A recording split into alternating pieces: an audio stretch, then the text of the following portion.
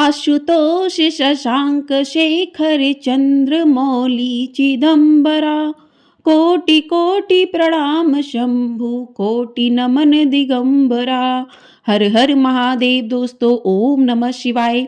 आप सभी को प्रदोष व्रत की हार्दिक शुभकामनाएं। आप सभी पर भगवान भोलेनाथ की कृपा सदैव बनी रहे। आज की वीडियो में आप सुनेंगे भौम प्रदोष व्रत की संपूर्ण कथा। तो आप सभी लोग हमारे साथ जुड़े रहिएगा और वीडियो को पूरा जरूर देखिएगा। तो प्रदोष व्रत हर महीने में 2 बार आता है, पहला कृष्ण पक्ष में, दूसरा शुक्ल पक्ष में। तो फाल्गुन मास के कृष्ण पक्ष में पड़ने वाला प्रदोष व्रत मंगलवार के दिन पड़ रहा है। मंगलवार के दिन पड़ने के कारण इसे भौम प्रदोष व्रत कहा जाता है।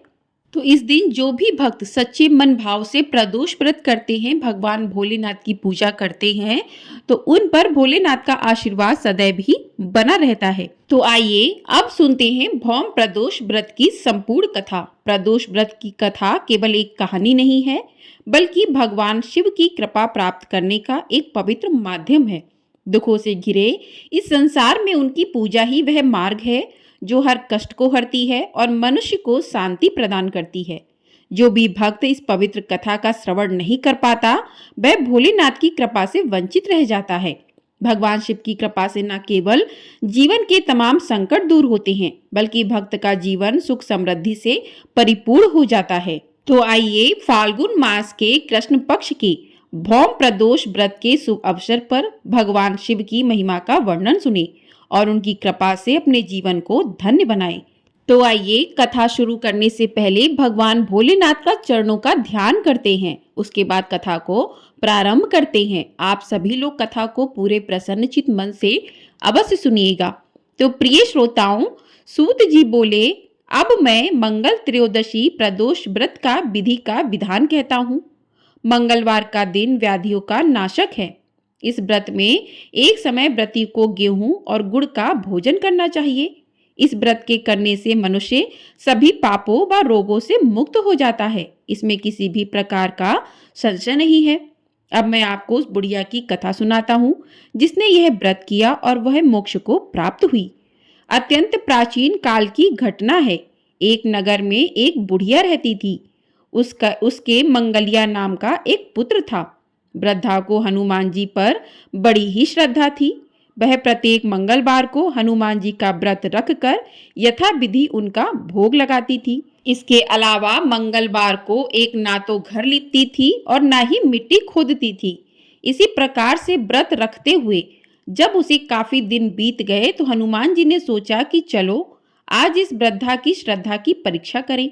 वे साधु का भेष बनाकर उसके द्वार पर जा पहुंचे और पुकारा, है कोई हनुमान का भक्त जो हमारी इच्छा पूरी करे।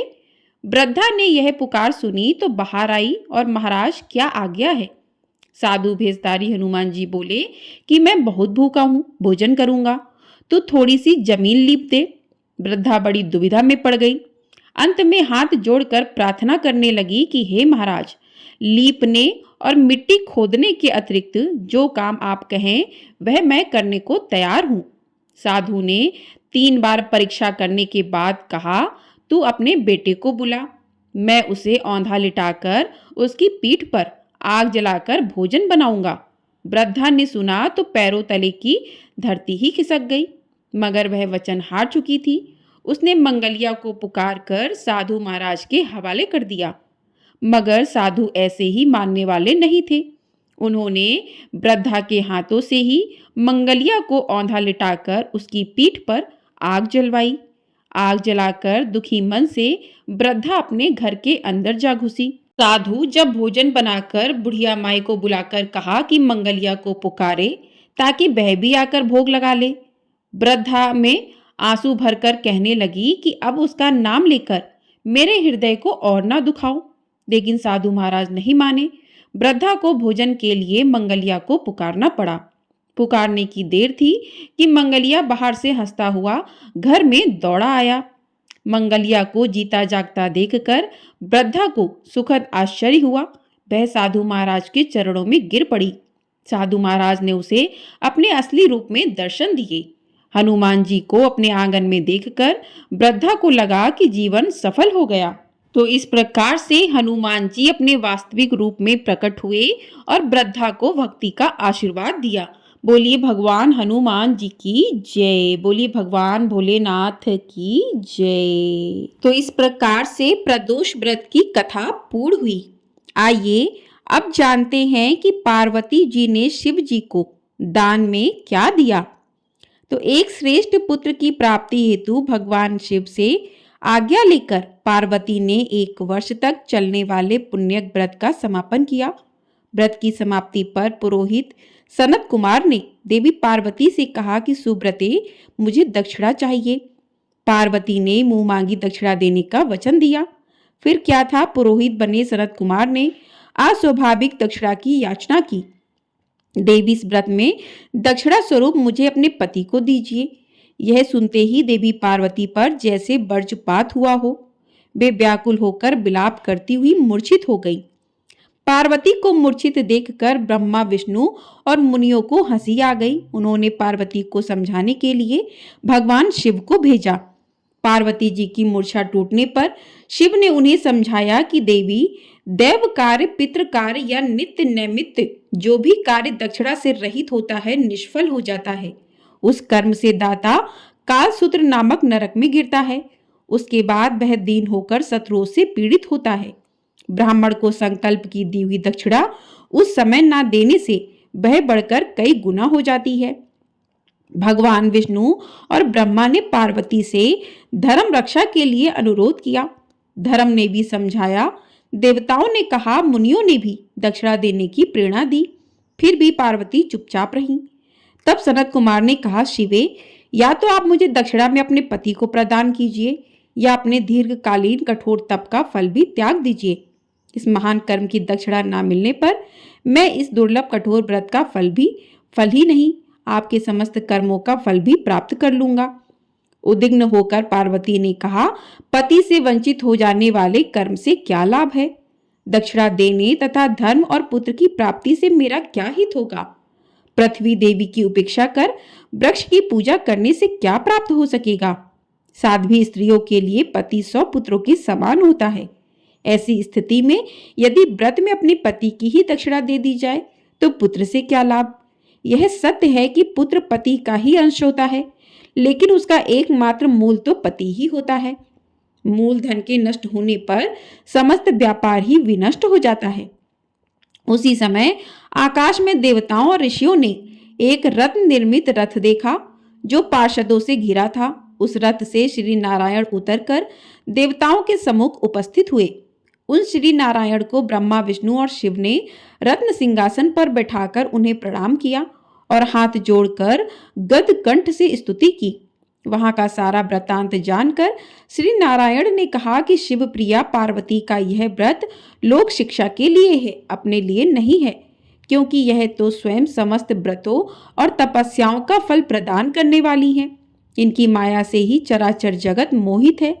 फिर उन्होंने पार्वती को संबोधित कर कहा कि शिवे, इस समय तुम महादेव जो कि दक्षिणा में देकर अपना व्रत पूर्ण कर लो, फिर समुचित मूल्य देकर अपने जीवन धन को वापस ले लेना। गौ की भांति भी विष्णु के शरीर में है, अतः तुम ब्राह्मण को गौ मूल्य प्रदान कर अपने पति को लौटा लेना। यह कहकर वे अंतर्ध्यान हो गए। तब पार्वती प्रसन्न मन से अपने प्राण सर्वस्व को दक्षिणा में देने के लिए तैयार हो गई। उन्होंने हवन की पूर्ण आहुति की और अपने जीवन नाथ को शिव को दक्षिणा रूप में दे दिया। इसके बाद उन्होंने पुरोहित सनत कुमार से निवेदन किया कि विप्रवर, गौ का मूल्य मेरे पति के बराबर है। मैं आपको अत्यंत सुंदर 1 लाख गौएं प्रदान करूंगी। इसके बदले में आप मेरे जीवन सर्वस्व को लौटा दें। प्राणनाथ के मिल जाने पर मैं पुनः ब्राह्मणों को विपुल दक्षिणाएं प्रदान करूंगी। तब सनत कुमार ने पार्वती से कहा, देवी, मैं ब्राह्मण हूं, मैं 1 लाख गौ लेकर क्या करूंगा? इस दुर्लभ रत्न के सामने 1 लाख गौ की क्या तुलना है? मैं इन्हें साथ में लेकर त्रिलोक में भ्रमण करूंगा। उस समय समस्त बालक इन्हें देखकर प्रसन्नता पूर्वक ताली बजा बजाकर अट्टहास करेंगे। कहने के साथ ही सनत कुमार ने भगवान शिव को अपने पास बैठा लिया। यह सुनकर पार्वती जलहीन मछली की भांति छटपटाने लगी। उन्होंने मन ही मन सोचा, कैसा दुर्भाग्य है मेरा कि मुझे ना तो अविष्ट देव का ही दर्शन हुआ और न ही व्रत का फल प्राप्त हो सका। अधीर होकर वे अपने प्राण त्यागने के लिए प्रस्तुत हो गई। अकस्मात उसी समय आकाश में तेज समूह प्रकट हुआ। उस तेज समूह को देखकर पार्वती ने उससे ऊपर अपने ऊपर दया करने को कहा और उस महातेजो राशि के मध्य विश्व मोहन श्री कृष्ण स्वरूप का दर्शन किया। ऐसे भुवन मोहन अनूप रूप को देखकर भगवती पार्वती उसी का सदृश पुत्र की कामना करने लगी और उसी क्षण उन्हें वह वर भी प्राप्त हो गया। तदंतर वह तेज वहीं तिरोहित हो गया। तब देवताओं ने ब्रह्मपुत्र सनत कुमार को समझाया। सनत कुमार ने दिगंबर शिव को उनकी प्राणेश्वरी पार्वती को लौटा दिया। बोलिए भगवान भोलेनाथ की जय। बोलिए माता पार्वती की जय। तो इस प्रकार से कथाएं पूर्ण हुई। अब करते हैं भगवान भोलेनाथ की आरती। ओम जय शिव ओमकारा, प्रभु हर शिव ओमकारा, ब्रह्मा विष्णु सदा शिव अर्धांगी धारा। ओम जय शिव ओमकारा, एकानन चतुरानन पंचानन राजे, हंसानन गरुड़ासन वृषवाहन साजे। ओम जय शिव ओमकारा, दो भुज चार चतुर्भुज दस भुज अति सोहे, त्रिगुण रूप निरखुता त्रिभुवन जन मोहे।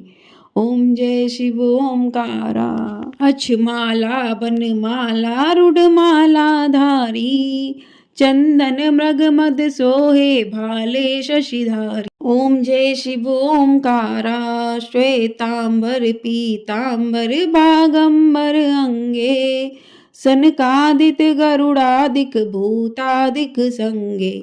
ओम जय शिव ओमकारा, करके मध्य कमंडलु चक्र त्रिशूल धरता, जग करता जग भरता जग संहार करता। ओम जय शिव ओमकारा, ब्रह्मा विष्णु सदा शिव जानत अविवेका, प्रणवाक्षर के मध्य ये तीनों एका। ओम जय शिव ओमकारा, काशी में विश्वनाथ विराजत नंदनी ब्रह्मचारी, नितुट भोग लगावत महिमा अति भारी।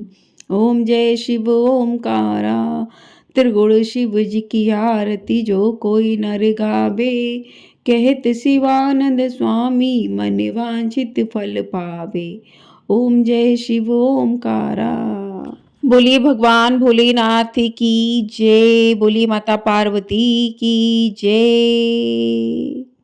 तो इस प्रकार से प्रदोष व्रत की कथाएं और आरती पूर्ण हुई। आप सभी को वीडियो पसंद आई है, वीडियो को लाइक कर दीजिएगा। चैनल पर पहली बार आए हैं तो चैनल को सब्सक्राइब कर लीजिएगा। आपको हमारे चैनल पर महाशिवरात्रि की कथाएं भी सुनाई जाएंगी। पूजा विधि किस प्रकार से है, पूजन सामग्री क्या चाहिए, सारी वीडियो आपको हमारे चैनल पर मिल जाएंगी। तो आप लोग चैनल को सब्सक्राइब नहीं किया है तो सब्सक्राइब जरूर कर लीजिएगा। और वीडियो पसंद आई है तो लाइक कर दीजिएगा। कमेंट बॉक्स में हर हर महादेव अवश्य लिखिएगा। हर हर महादेव। ओम नमः शिवाय।